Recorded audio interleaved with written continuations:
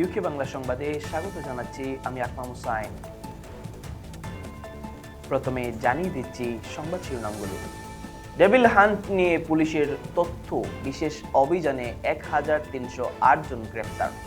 অশালীন হোয়াটসঅ্যাপ কমেন্টের কারণে যুক্তরাজ্যের স্বাস্থ্যমন্ত্রী অ্যান্ড্রু গুইন বরখাস্ত। প্রবাসী আয়ের শীর্ষ 5-এ ইসলামী সোনালী ব্রাক ট্রাস্ট ও অগ্রণী ব্যাংক। ফিলিস্তিনের সমর্থনে বিক্ষোভ করায় এনএইচএস কর্মীদের কর্মস্থলে নিষিদ্ধ ঘোষণা। এবং সুনামগঞ্জে খেলার মাঠে 1 মাস ধরে চলছে বাণিজ্য মেলা। মাইকের উচ্চ শব্দে অতিষ্ঠ মানুষ।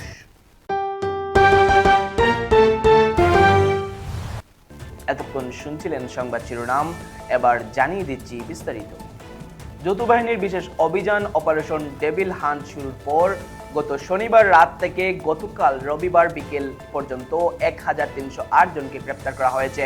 এর মধ্যে রাজধানী থেকে 274 জন এবং গাজীপুর মহানগর ও জেলা থেকে 65 জনকে গ্রেপ্তার করা হয়। পুলিশ বলছে, গ্রেপ্তার হওয়া ব্যক্তিদের অধিকাংশ আওয়ামী লীগ ও দলটির সহযোগী সংগঠনের নেতাকর্মী। গাজীপুর জেলার 5টি থানা এবং মহানগরের 8 থানা এলাকা থেকে গ্রেপ্তার করা 65 জনই আওয়ামী লীগের নেতাকর্মী। গাজীপুরের পুলিশ সুপার চৌধুরী মোহাম্মদ জাবের সাদিক বলেন, জেলার বিভিন্ন থানা এলাকায় অভিযান চলমান রয়েছে। গ্রেপ্তার ব্যক্তিরা বিভিন্নভাবে ফ্যাসিস্ট সরকারের লোকজন।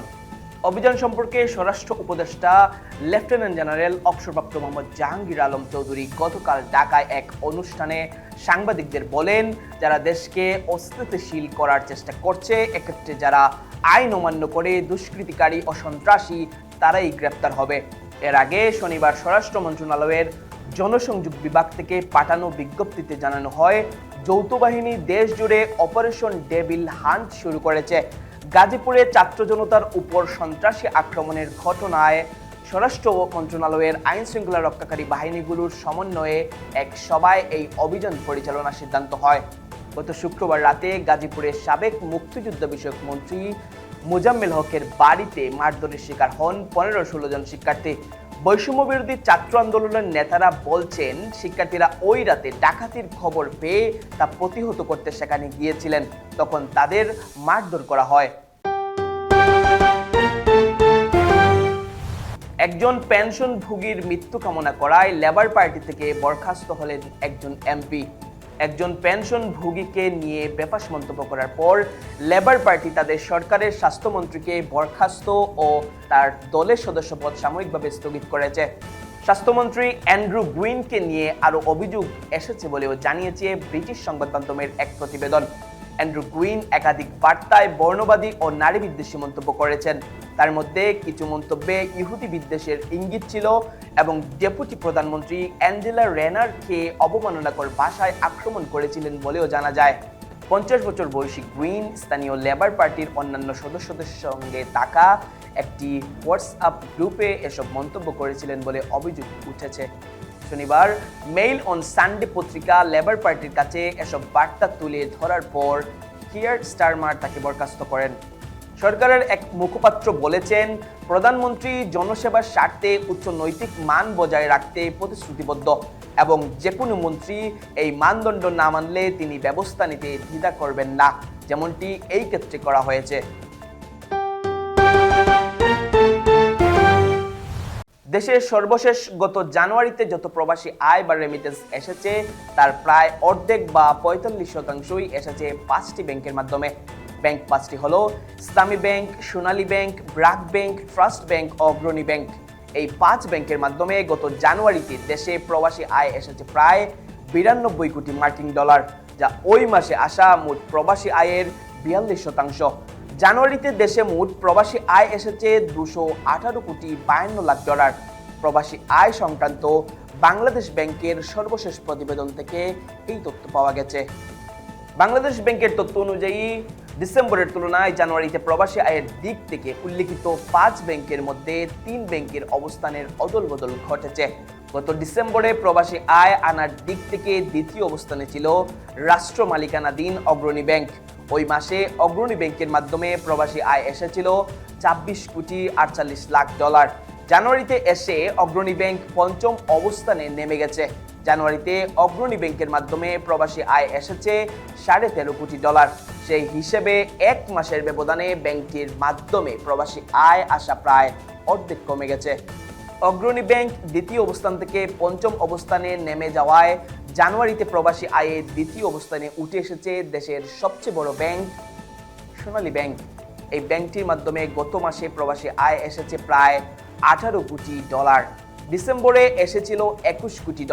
ডিসেম্বরের তুলনায় জানুয়ারিতে সোনালী ব্যাংকের মাধ্যমে প্রবাসী আয় আসা কমলেও শীর্ষ 5 ব্যাংকের মধ্যে এটি দ্বিতীয় স্থানে রয়েছে। প্রবাসী আয় আনার ক্ষেত্রে জানুয়ারিতে এক ধাপ উন্নতি হয়েছে বেসরকারি খাতের ব্র্যাক ব্যাংকের। গত মাসে এই ব্যাংকটির প্রবাসী আয় এসেছে $16.27 লাখ। ডিসেম্বরে ব্যাংকটির মাধ্যমে প্রবাসী আয় এসেছিল $19.32 লাখ। সেই হিসেবে ডিসেম্বরের চেয়ে জানুয়ারিতে প্রবাসী আয় আসা কমলেও শীর্ষ তালিকায় এটি তৃতীয় স্থানে জায়গা করে নিয়েছে। ব্র্যাক ব্যাংকের মতো বেসরকারি খাতের ট্রাস্ট ব্যাংকেরও এক ধাপ উন্নতি হয়েছে। প্রবাসী আয় আনার দিক থেকে গত জানুয়ারিতে ব্যাংকটি উঠে এসেছে শীর্ষ 5 ব্যাংকের মধ্যে চতুর্থ অবস্থানে। গত মাসে ব্যাংকটির মাধ্যমে দেশে প্রবাসী আয় এসেছে $16.15 লাখ। ডিসেম্বরে এসেছিল $18.44 লাখ। ডিসেম্বরের চেয়ে জানুয়ারিতে প্রবাসী আয় আসা কিছুটা কমলেও শীর্ষ তালিকায় এক ধাপ উপরে উঠেছে ব্যাংকটি। এদিকে প্রবাসী আয় আনার দিক থেকে শীর্ষস্থানের ধারাবাহিকতা ধরে রেখেছে ইসলামী ব্যাংক। গত মাসে ব্যাংকটির মাধ্যমে দেশে প্রবাসী আয় এসেছে $28.22 লাখ। ডিসেম্বরে এসেছিল প্রায় $37 কোটি। সেই হিসেবে এক মাসের ব্যবধানে ইসলামী ব্যাংকের মাধ্যমে প্রবাসী আয় আসা প্রায় $9 কোটি কমেছে। তারপরও ব্যাংকটির শীর্ষ অবস্থানের কোনো হেরফের হয়নি। ব্যাংক খাত সংশ্লিষ্ট ব্যক্তিরা বলছেন, মধ্যপ্রাচ্য সহ বাংলাদেশের শ্রমিক প্রধান দেশগুলোতে ইসলামিক ব্যাংকের উপস্থিতি অন্য যে কোনো ব্যাংকের চেয়ে বেশি। এ কারণে দেশে অর্থ পাঠানোর ক্ষেত্রে প্রবাসী বাংলাদেশিদের কাছ থেকে সবচেয়ে বেশি সাড়া পাওয়া শরিয়া ভিত্তিক এই ব্যাংকটি।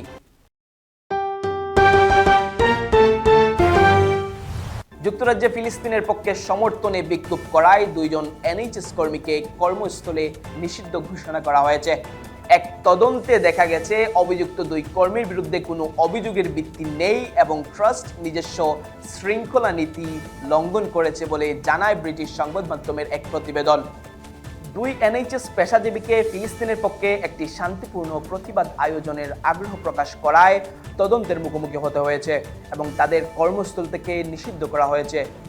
এনএইচএস এর এক থেরাপিস্ট ও নার্সের নামে অভিযোগ করা হয় তারা কেনসিংটন ও চেলসি শিশু ও কিশোর মানসিক স্বাস্থ্য পরিষেবার কর্মীদের নিরাপত্তার জন্য হুমকি সৃষ্টি করছেন এবং বিক্ষোভের পরিকল্পনার মাধ্যমে ট্রাস্টের সুনাম ক্ষুণ্ণ করেছেন। গার্ডিয়ান এই 2 কর্মীকে লায়লা ও মায়া নামে উল্লেখ করেছে। তাদের জানানো হয় যে তাদের বিরুদ্ধে তদন্ত হবে এবং নতুন এনএইচএস কর্মস্থলে পুনর্বহাল না হওয়া পর্যন্ত তারা তাদের বর্তমান ভবনে প্রবেশ করতে পারবেন না। 3 মাসের তদন্ত শেষে দেখা যায় তাদের বিরুদ্ধে কোনো অভিযোগ প্রমাণিত হয়নি এবং এনএইচএস ট্রাস্ট তাদের প্রতি শৃঙ্খলা নীতি লঙ্ঘন করেছে। লাইলা ও Maya central and north west London NHS foundation ট্রাস্টের বিরুদ্ধে অভ্যন্তরীণ অভিযোগ দায়ের করেন, যেখানে জানানো হয় তাদের প্রতি ট্রাস্টের আচরণ শৃঙ্খলা নীতির লঙ্ঘন ছিল। একজন ট্রাস্ট মুখপাত্র বলেন, আমরা ব্যবস্থাপকদের সহায়তা করি যাতে নিরাপদ পরিবেশ বজায় রাখা যায়। আমাদের ক্লিনিকগুলোর কার্যক্রম ব্যাহত হয় এমন কোনো কার্যক্রম ঠেকানোর সর্বাত্মক চেষ্টা করেই আমাদের কাজ। লাইলা ও মায়া এখন তাদের বিরুদ্ধে বৈষম্যের অভিযোগ এনে একটি শ্রম আদালতে মামলা দায়ের করেছেন, যেখানে তারা দাবি করেছেন তাদের অ্যান্টি জায়োনিস্ট বিশ্বাসের কারণে বৈষম্যের শিকার হতে হয়েছে। এই মামলা এনএইচএস কর্মীরা কতটা স্বাধীনভাবে তাদের মত প্রকাশ করতে পারেন, বিশেষ করে বিদেশ নীতির বিষয়ে, সে সম্পর্কে একটি দৃষ্টান্ত স্থাপন করবে। সুনামগঞ্জ পৌর শহরের 16 ঘর এলাকার ক্রীড়া সংস্থার খেলার মাঠে 1 মাস ধরে বাণিজ্য মেলা চলছে। আরো 20 দিন আগে মাঠ দখল নেন আয়োজকেরা। মাঠের চারপাশে আবাসিক এলাকা, শিক্ষা ও ধর্মীয় প্রতিষ্ঠান থাকায় আরো 20 দিন আগে মাঠ দখলে নেন আয়োজকেরা।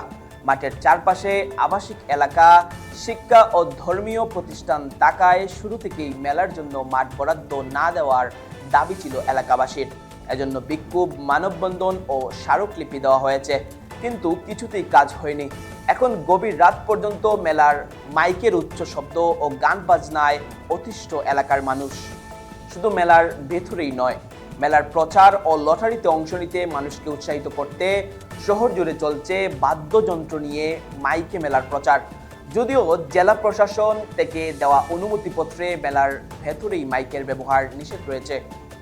স্থানীয় কয়েকজন বাসিন্দা জানান, বাংলাদেশ বেনারসি মুসলিম ও জামদানি সোসাইটি নামের একটি প্রতিষ্ঠানকে 15ই জানুয়ারি থেকে 14ই ফেব্রুয়ারি পর্যন্ত মেলার অনুমতি দিয়েছে জেলা প্রশাসন, কিন্তু মেলার আয়োজকেরা মাঠটি দখলে নেন আরও 20 দিন আগে। এলাকাবাসীর আপত্তির মুখে বিগত দিনেও আওয়ামী লীগের একটি প্রভাবশালী মহল এখানে অনেকটা জোর করে 2 মাস 3 মাস মাঠ দখল করে মেলা করেছে। এবার শুরু থেকেই এলাকাবাসী মেলার জন্য খেলার মাঠ বরাদ্দ না দিতে প্রশাসনের কাছে দাবি জানিয়ে আসছিলেন, কিন্তু কোনো কাজ হয়নি। স্থানীয় বাসিন্দাদের ভাষ্য, এই মাঠের চারপাশে আবাসিক এলাকা, কয়েকটি শিক্ষা প্রতিষ্ঠান ও মসজিদ রয়েছে। এলাকার শিশু কিশোরদের খেলার একমাত্র মাঠ এটি। এখানে মেলা আয়োজনের নামে মাইক দিয়ে উচ্চ শব্দে গান বাজানোয় এলাকার ছেলে মেয়েদের পড়ালেখার ব্যাঘাত ঘটে। অসুস্থ লোকজন পড়েন বেশি বিপাকে। এমনিতেই মেলাতে উচ্চ শব্দে মাইক বাজে। রাত 10টার পর থেকে শুরু হয় লটারি, চলে রাত 12টা পর্যন্ত। ষোলঘর এলাকার বাসিন্দা মনোয়ার চৌধুরী বলেন, আমরা শুরু থেকেই এই মাঠ বরাদ্দ না দিয়ে শহরের বাইরে কোথাও মেলার আয়োজনের কথা বলেছিলাম, কিন্তু এখন দেখছি এখানে একটি বড় সিন্ডিকেট তৈরি হয়েছে মেলাকে ঘিরে। এই মেলার নামে অনেকেই সুবিধা নেয়, যে কারণে আমাদের দাবিতে কাজ হয়নি। গতকাল রবিবার এলাকাবাসীর পক্ষ থেকে আবারও জেলা প্রশাসকের সঙ্গে দেখা করে মেলার উচ্চ শব্দে মাইক বাজানো ও গান বাজনার নামে অশ্লীলতা বন্ধের দাবি জানানো হয়েছে। এ নিয়ে এলাকায় ক্ষোভের সৃষ্টি হয়েছে বলে জেলা প্রশাসককে জানানো হয়। স্থানীয় বাসিন্দা মোহাম্মদ আব্দুল শহীদ গাজী বলেন, মাইক বন্ধ করা হবে বলে জেলা প্রশাসক আমাদের আশ্বস্ত করেছেন। আমাদের দাবি হচ্ছে আর যেন সময় বাড়ানো না হয়। এটি করা হলে আমরা এলাকাবাসী আন্দোলনে নামব। বিষয়টি নিয়ে জেলা আইন শৃঙ্খলা কমিটির সভায়ও আলোচনা হয়েছে। সভায় সুনামগঞ্জের অতিরিক্ত জেলা ম্যাজিস্ট্রেট মোহাম্মদ রেজাউল করিম বলেন, মেলার মাঠে মাইকের ব্যবহার, উচ্চ শব্দের বিষয়টি আমাদের নজরে আছে। এ বিষয়ে প্রয়োজনীয় ব্যবস্থা নেওয়া হবে। এতক্ষণ সাথে থাকার জন্য ধন্যবাদ। আল্লাহ হাফেজ।